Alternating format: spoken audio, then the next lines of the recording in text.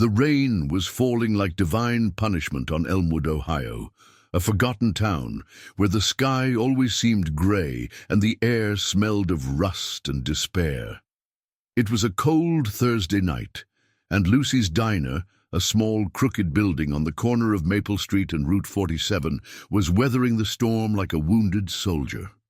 The neon sign at the entrance, its letters crooked and half gone, flashed a red Lucy that shimmered against the torn awning, while the dim light reflected off the dirty puddles of the empty parking lot.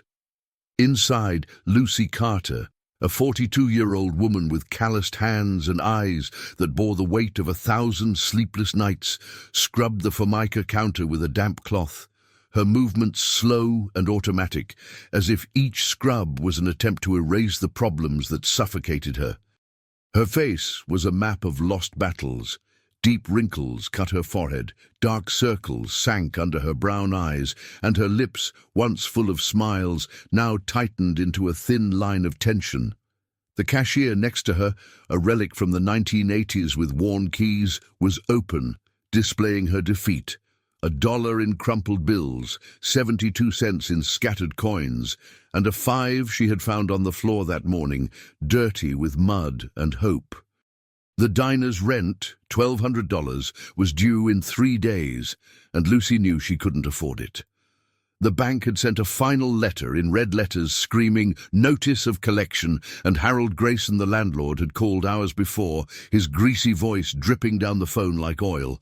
"Don't give me any excuses, Lucy. If I don't have the money by Monday, I'll lock the doors and throw your stuff out. Nothing personal, just business." Nothing personal. For Lucy, it was all personal.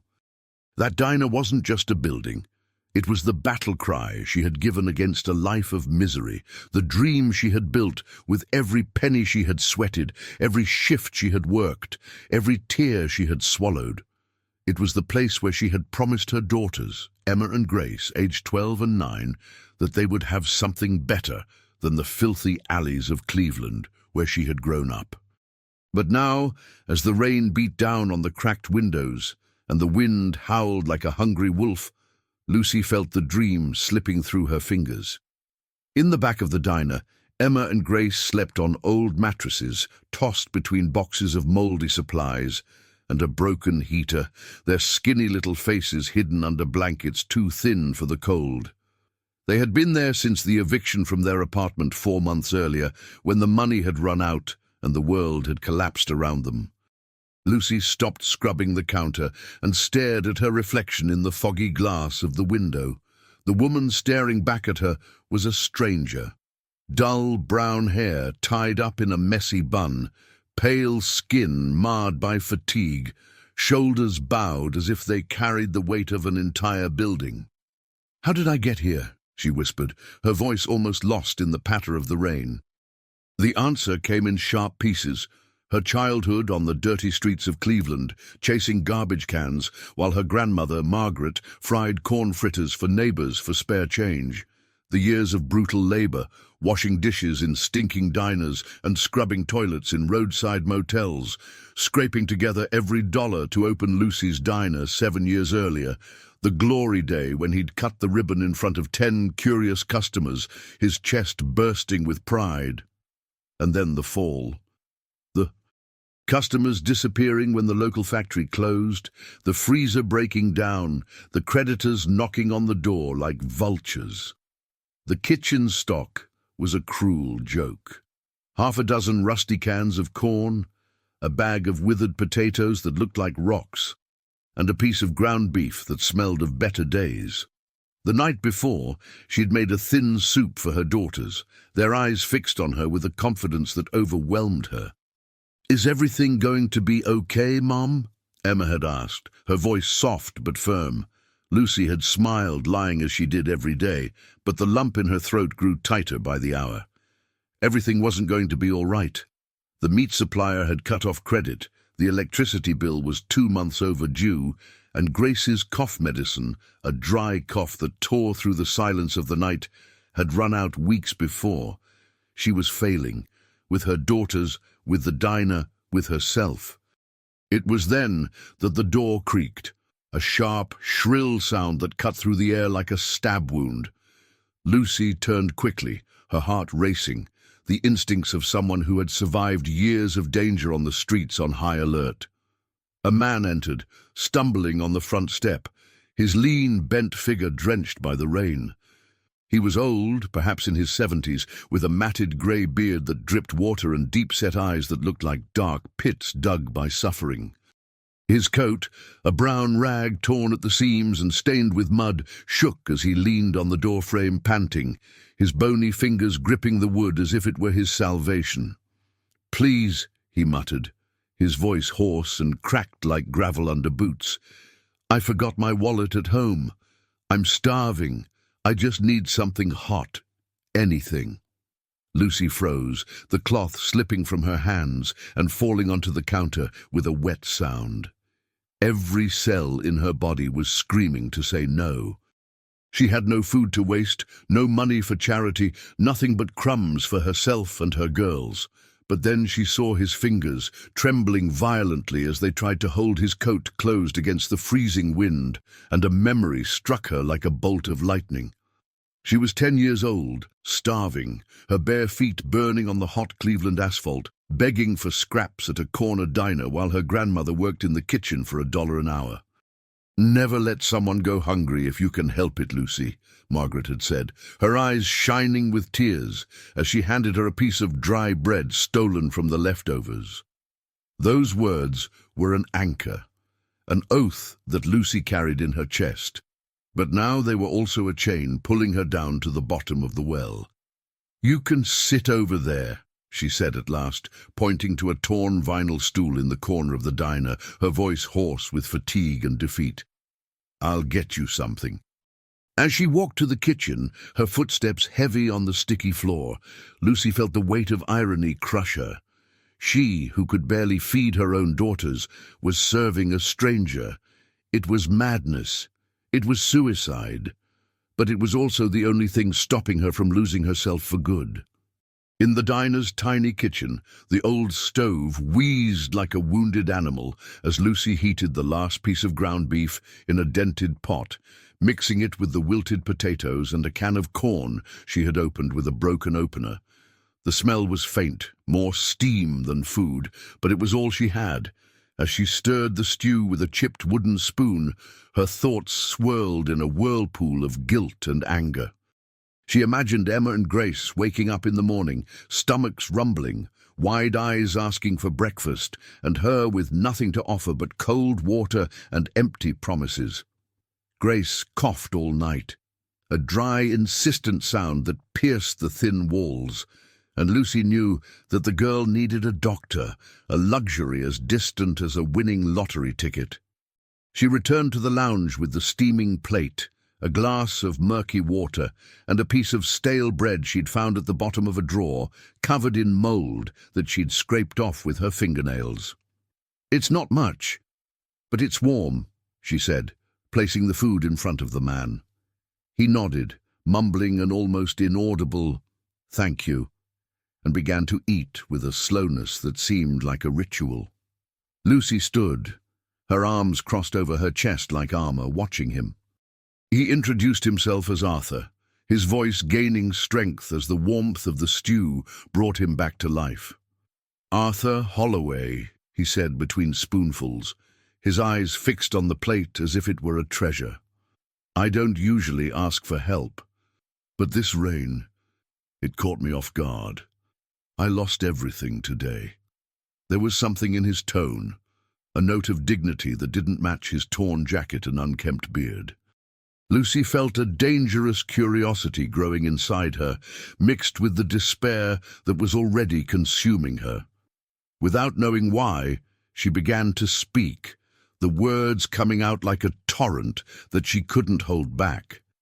She told about her grandmother Margaret, who had raised her alone in a dilapidated house in Cleveland, after her mother had run off with some truck driver, leaving Lucy at the age of 3 with a bag of dirty clothes. Margaret cooked for neighbors, her nimble hands kneading bread dough and frying dumplings, her eyes always shining with a faith Lucy never understood. "She taught me to cook," Lucy said, her voice breaking. She said that food was more than sustenance. It was love, it was connection, but love doesn't pay the bills, she continued, pouring out the story of a lifetime of struggle. The double shifts as a dishwasher in smelly diners, the years scrubbing toilets in cheap motels, the nights counting coins to buy the Lucy's Diner building. "I opened this place with my own hands," she said, her eyes stinging with tears that refused to fall. 7 years ago, I had 10 customers at the opening. I served stew and corn cake, and they clapped. I thought it was going to work, but then the factory closed, people left, and now, look at this. She gestured broadly, pointing to the crooked chairs, the chipped counter, the leak-stained ceiling. "My daughters sleep in the back because we lost our apartment. I wanted to give them a life I never had, but all I gave them was this fucking hole. I failed, Arthur. I failed badly." He listened in silence, chewing slowly, his eyes fixed on her with an intensity that made her want to look away, but also held her there. When he had finished, he wiped his mouth with the back of his hand, pushed his empty plate away, and picked up a crumpled napkin. From his jacket pocket, he took out a pen, black, shiny, with gold details that glittered in the dim light of the diner, an expensive piece that seemed like an intruder in that scene of misery. With precise gestures, he scribbled something on the napkin, his fingers trembling slightly but firm enough to draw legible lines. "Thank you, Lucy," he said, standing up with difficulty, his legs wobbling as if they were carrying an invisible weight. "You saved me today. Call me tomorrow. I have something to tell you." He left his napkin on the table and walked out, limping back into the darkness of the rain, the door creaking behind him like a goodbye. Lucy picked up the paper with trembling hands, her heart beating so hard that it seemed to want to escape from her chest. It was a business card, simple but printed on thick paper with embossed gold letters. Arthur J. Holloway, financial consultant, Holloway and Associates. Below it was a telephone number and the address of an office in Columbus, the state capital, 2 hours away. She laughed, a dry, bitter sound that echoed in the empty diner, mixing with the hum of the broken refrigerator. "Financial advisor? Without a wallet? Are you kidding me?" But the card was real, the weight of it in her hands was real, and those eyes, deep, haunted but burning with something she couldn't name, were real. That night, while Emma and Grace slept in the back, Lucy stayed awake, sitting on the threadbare sofa that served as her bed, the card spinning between her fingers like a lucky coin. Grace's cough pierced the silence, each sound a stab in Lucy's heart. She thought of the past, the nights begging for food, the days when Margaret held her while they both cried with hunger, and the future, a black abyss that swallowed up any light. What if Arthur was a con man? Elmwood was full of them, men with easy smiles who promised salvation and delivered debts. She had fallen into such a trap years before, when a broker had stolen her savings with the promise of a phantom loan. But what if it was true? What if that stranger, with his torn jacket and gold pen, was the rope that would pull her out of the deep end? Dawn crept over Elmwood like a sickly shadow, the grey sky marred by heavy clouds that blocked out any promise of sunshine.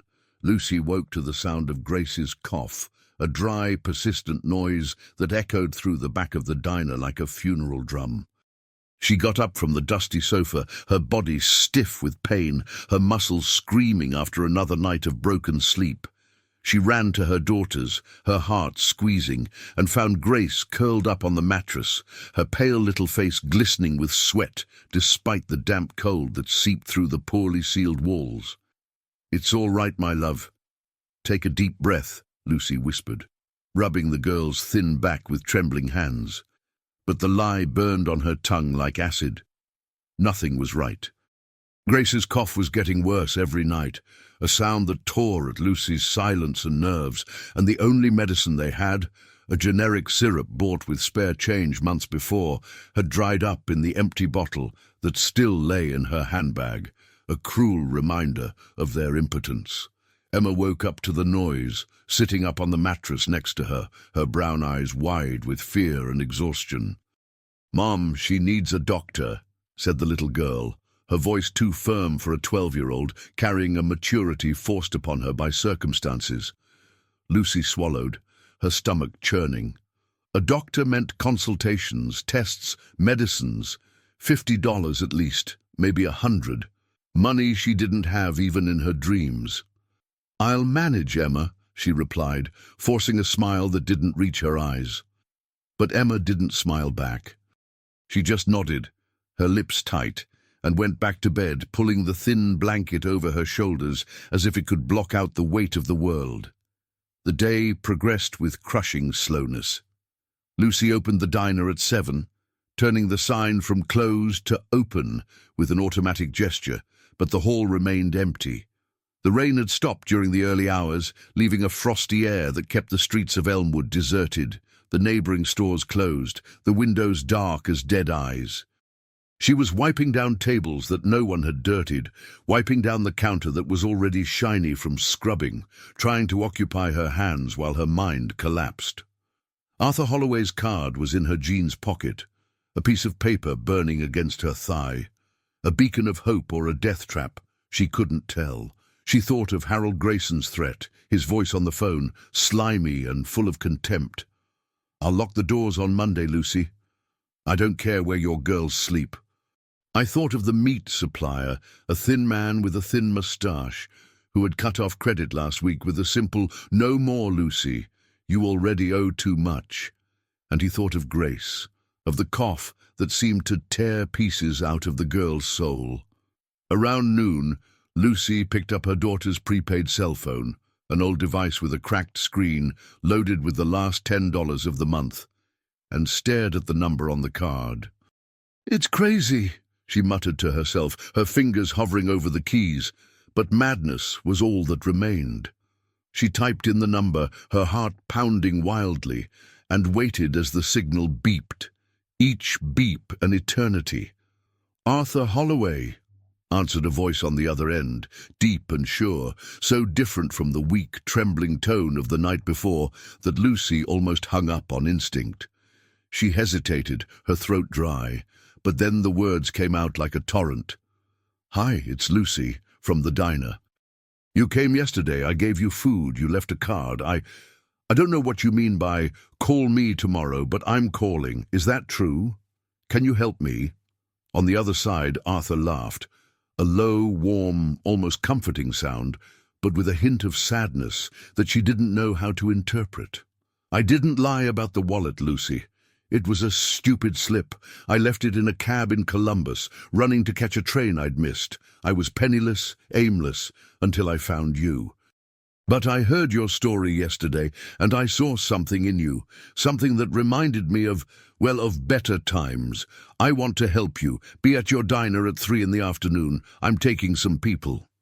Before she could ask who or why, the line went dead, leaving her with the silence and echo of that mysterious promise. The hours until 3 were a private hell. Lucy tried to keep calm, cooking what little was left in the pantry. A corn cake with the last kernels from the tin, roast potatoes that she cut into tiny pieces for extra yield.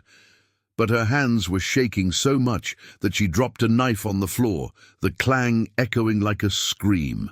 What if it was a fake? Elmwood was full of con men, men in cheap suits who turned up with promises of gold and disappeared with what little you had.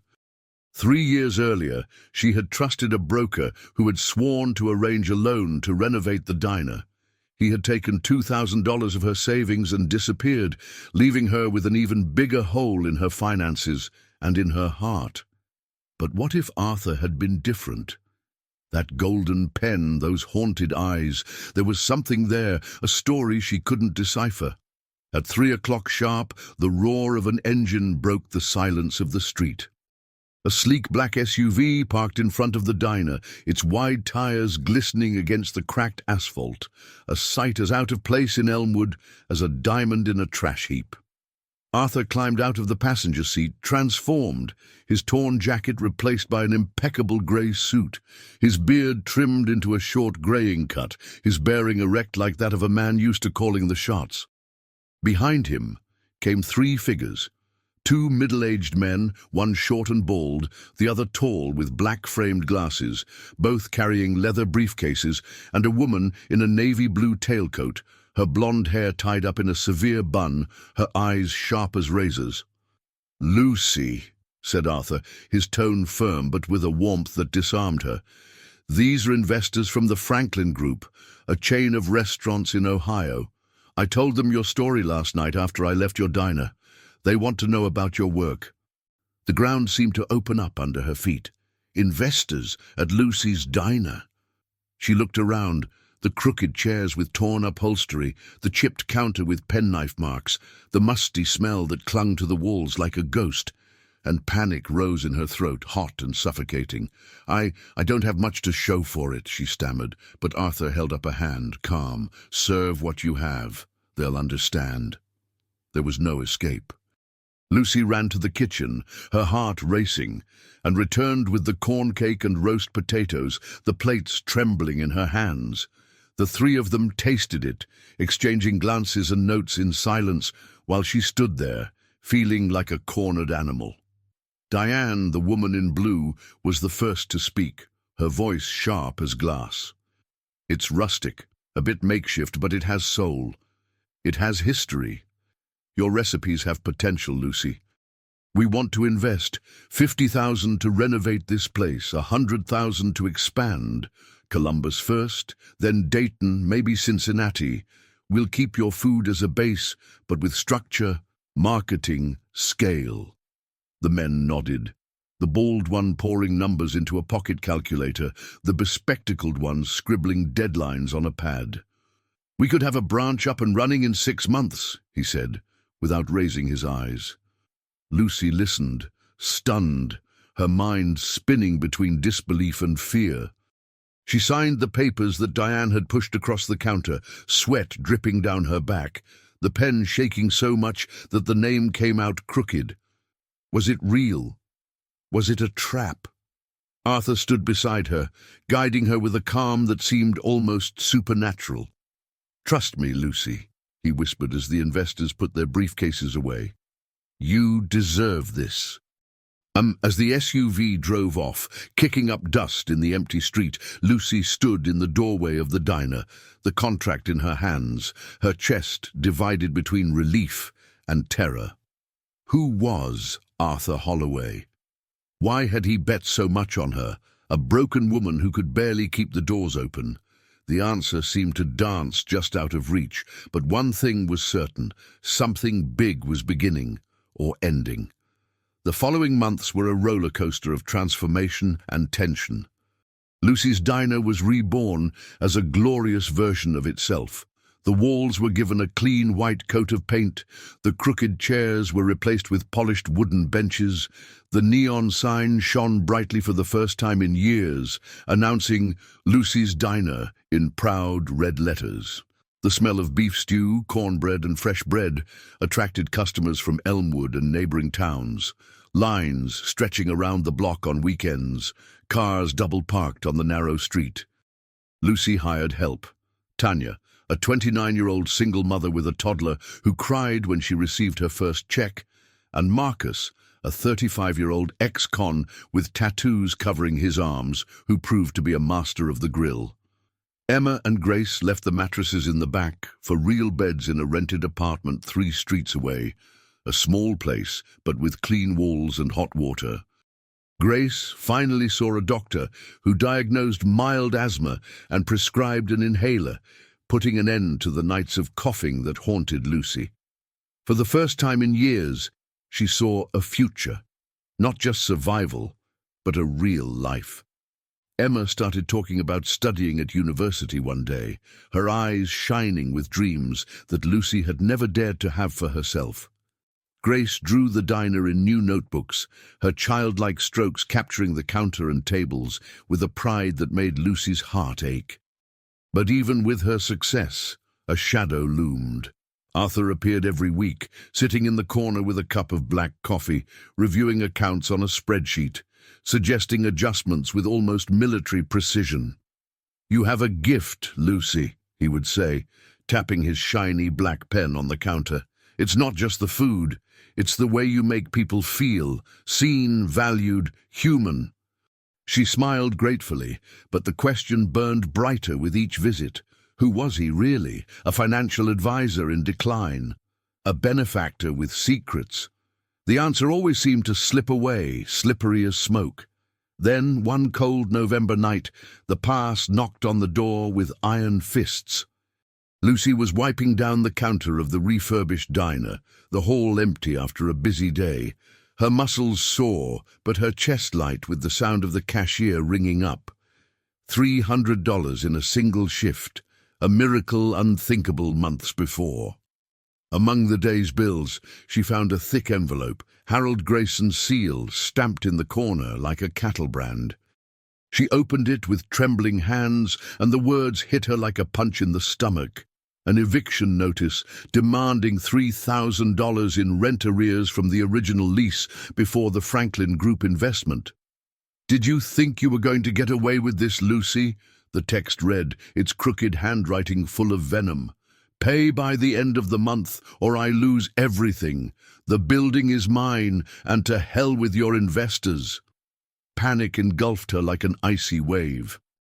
$3,000. She was barely starting to breathe financially, every penny reinvested in the diner or the girls. She called Arthur immediately, her voice choked, tears burning her eyes. "They're going to take everything from me, Arthur. After all this trouble, I'm going to lose again." He was silent for a long moment, the sound of his breathing heavy on the line. "Leave it to me," he said at last, his voice low but firm. "Don't sign anything. Don't talk to Grayson. I'll be there tomorrow." The call dropped, and Lucy stayed up all night, pacing the apartment, the contract crumpled in her hands, fear whispering that everything was a house of cards about to collapse. 2 days later, Harold showed up at the diner, his face red with anger, his small eyes shining with a hatred that Lucy knew well. He threw a new document on the counter, the paper falling with a dry sound. "The debt is paid off," he growled, his tone laced with contempt. "Your friend Holloway is a clever son of a bitch, but it's not over, Lucy. You'll stumble again, and I'll be waiting." He turned his back and left, the smell of cheap cigars hanging in the air. Lucy was stunned, the paper trembling in her hands. Settled? How? Arthur turned up hours later, his suit a little creased, his eyes tired but with a gleam of victory. "I settled it with an old contact," he said simply, without giving any details. "You're safe now." But doubt grew like a weed. Who was Arthur Holloway? What power did he still have? A man who had appeared hungry and soaking wet, but moved pieces like a chess master. The answer came on a freezing December afternoon, when the diner was packed, the air filled with laughter and the clinking of plates. A man in a navy blue suit walked in, asking to speak to her. "I'm Tom Wheeler, from the Columbus Dispatch," he said, showing a badge with the newspaper's logo. "We're doing a profile on Arthur Holloway. He says you're the heart of the story. Can I talk to you?" Sitting in a corner of the salon, with the noise of customers in the background, Lucy heard the truth that turned her world upside down. Arthur wasn't just a financial advisor. He was the owner of Holloway's Kitchen, a restaurant chain that had dominated the Midwest in the 1990s and early 2000s, an empire worth tens of millions. A man of expensive suits and dinners with governors, until a tax evasion scandal brought him down 10 years earlier. Accused of evading taxes to finance a life of luxury, he had lost everything: his fortune, his mansion in Cleveland, his wife who had abandoned him, his 2 children who had disowned him as if he were a stranger. He had become a wanderer, living off favors and shelters, his pockets empty except for the gold pen he carried as a last vestige of who he had been. That rainy night in the diner, He was one step away from giving up until Lucy gave him a plate of stew and a reason to fight. "He said you reminded him of what he used to be," Tom continued, his pencil flying across his pad. "Someone who believed in people, who gave without expecting anything in return. He used the last contacts he had, rich friends who still owed him favors, to bring in the Franklin Group investors. He paid off his debt to Grayson with what was left over from a secret account he kept hidden, a few $1,000s that he'd spent on the company." Lucy felt the ground disappear beneath her feet as Tom Wheeler spoke, his words echoing through the crowded hall of Lucy's diner like distant thunder. The noise of the customers, laughter, clinking cutlery, the sizzle of the grill where Marcus flipped burgers, became a muffled hum, as if the world had slowed down. She held a cup of cold coffee between her hands, her fingers white from squeezing, while the truth settled on her chest like a heavy stone. Arthur Holloway, the man who had appeared hungry and drenched that rainy night, was no ordinary stranger. He had been a titan, a restaurant king who had fallen from grace, a wanderer who carried the ruins of an empire on his bent shoulders. And she, Lucy Carter, a woman who could barely keep the lights on, had been the thread that had pulled him back from the abyss. "He said one more thing," Tom continued, his eyes shining with the enthusiasm of someone who knew he had a golden story on his hands. That stew wasn't just food, it was a mirror. It showed him who he could have been if he hadn't lost his way. He spent years wandering, Lucy, sleeping on park benches, eating scraps, trying to forget what he'd lost. But you reminded him that he was still worth something. Tom closed the pad, slipped the pencil into his jacket pocket and smiled. "The article comes out on Sunday.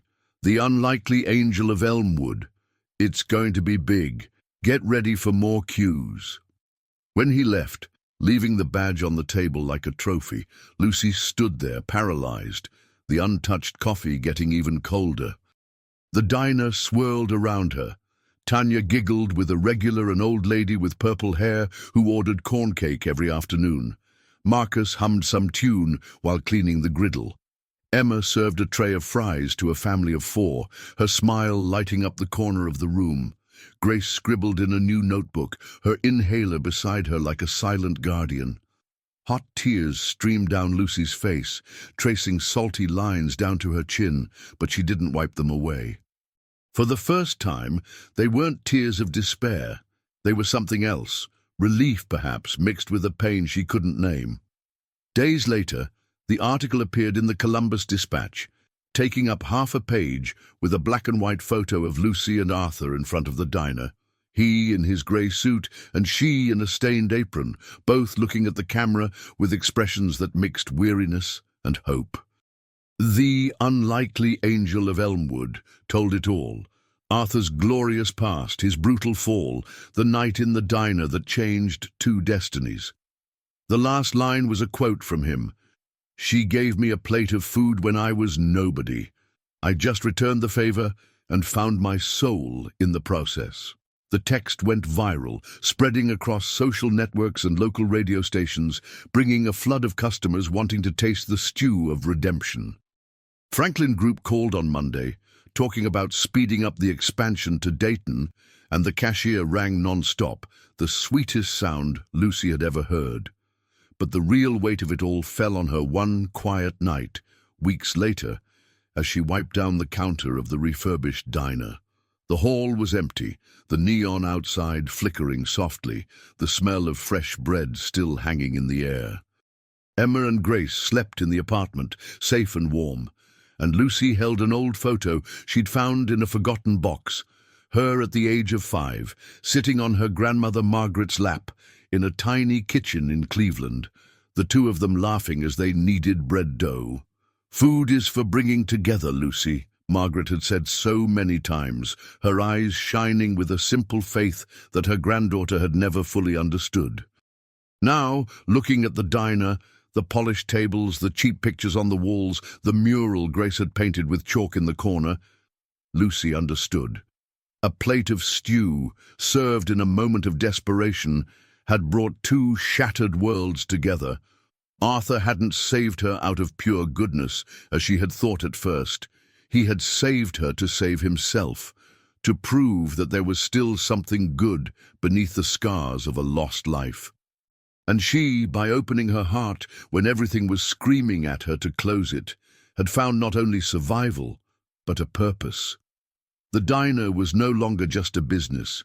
It was a beacon, a place where Tanya could support her son, where Marcus rebuilt his life, where strangers became family for an hour or two. And above all, it was proof that Grandma was right. Food brought people together, sometimes in ways that no one could predict. That night, before turning out the lights, Lucy took a marker and wrote in the corner of Grace's mural, "To Margaret, who taught me to give." Then she went out into the cold street, the wind cutting against her face, and looked at the bright sign. For the first time in years, she actually smiled, a small, tired smile, but full of something that felt like hope. Arthur had saved the diner, yes, but Lucy had saved Arthur. And together, they had saved something bigger, the belief that even at rock bottom, a simple gesture could change everything. Thank you for sharing this moment with us. Every story I tell is crafted with dedication and care, with a view to touching the hearts of those who hear it. If this story has awakened something in you, please consider signing up so that we can continue together on this journey of telling stories that move. Your support is essential if we are to continue sharing these unique experiences. Cheers, and we'll see you in the next story.